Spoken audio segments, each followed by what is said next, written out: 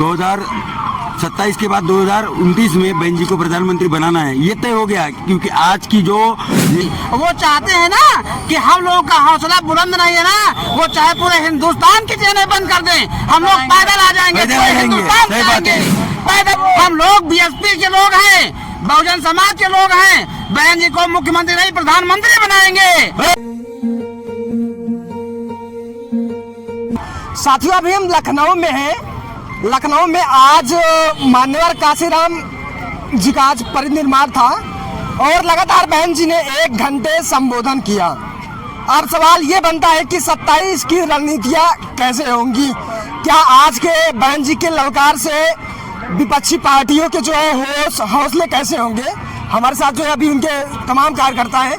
अच्छा, आज बहन जी आई थी, बहन जी ने क्या संदेश दिया है? उनसे आप बात करिए, बात करना चाहते हैं। बहन जी ने आज क्या संदेश दिया है? बहन जी ने 2027 के लिए पूर्ण बहुमत की सरकार बनानी है और ये जनसैलाब देखकर ये तो अभी तय हो गया कि 2027 में बीएसपी की सरकार है और 2027 के बाद 2029 में बहन जी को प्रधानमंत्री बनाना है, ये तय हो गया। क्योंकि आज की जो ये 15 या 20 लाख की गर्दी देखकर, ये जो भीड़ देखकर यहाँ पे जो लोग आए अनुयायी है, ये भक्त नहीं है, ये कांचीराम साहब की कमाई हुई रोटी है उनकी।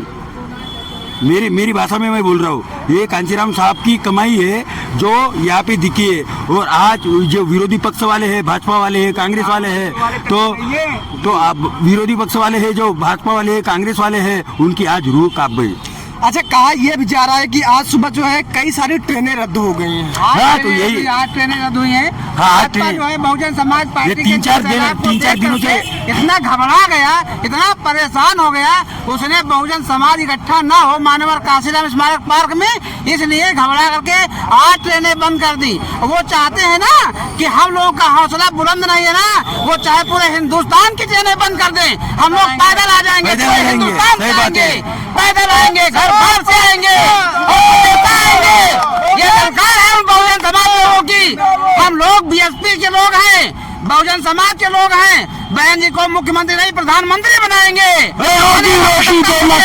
सरकार निकम्मी है, इस सरकार को हम लोग बता देंगे जो सरकार निकम्मी है वो सरकार बदलनी है। 27 में हमारी सरकार बनेगी, बहुजन सरकार बनेगी, बीएसपी की सरकार बनेगी। एक बड़ा सवाल, अगर चंद्रशेखर रावत जी और बहन जी को एक साथ कर दिया जाए तो आप कैसे देखते हैं? देखिए क्या है, पहली बात ये है, चंद्रशेखर रावत जी जो है ठीक है, हम कुछ नहीं कह रहे हैं, लेकिन मेरा एक सवाल ये है कि जब भाजपा अपनी पार्टियां नहीं बदलती है तो बहुजन समाज को केवल नीले झंडे पे जिसपे हाथी हो उसकी ओर कदम बढ़ाना चाहिए।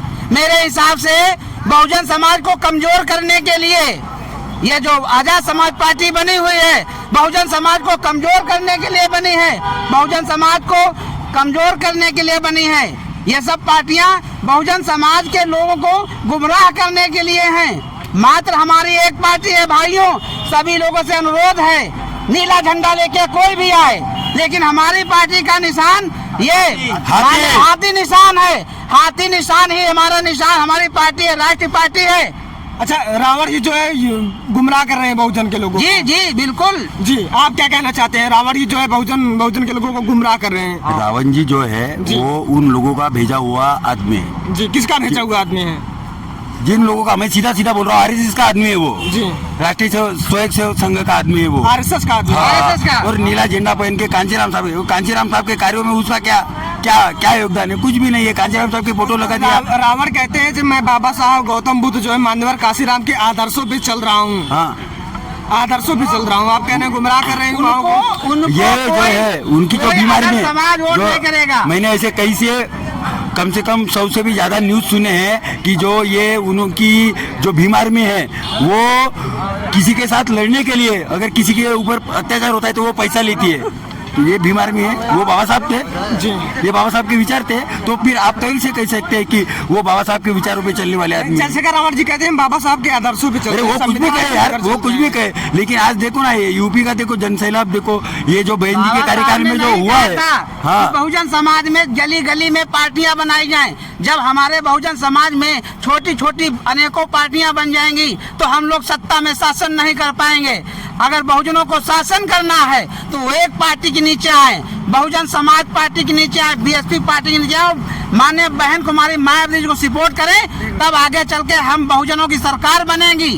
हम बहुजनों लोगों को सताया जा रहा है मनुवाद विचारधाराओं के लोगों के तहत, और बीएसपी को कमजोर करने के लिए आजाद समाज पार्टी है, बीएसपी को मजबूत करने के लिए नहीं है। अच्छा, अभी भाजपा सरकार है, अभी कुछ दिन पहले जो है भाजपा जीएसटी उत्सव मना रही थी, घटी जीएसटी मिला उपहार, धन्य हो मोदी सरकार, इस पर आप क्या कहना चाहते हैं? अब देखिए इसमें क्या है, जैसे अपनी भाषा हम लोग बता रहे हैं जो हमको जानकारी है।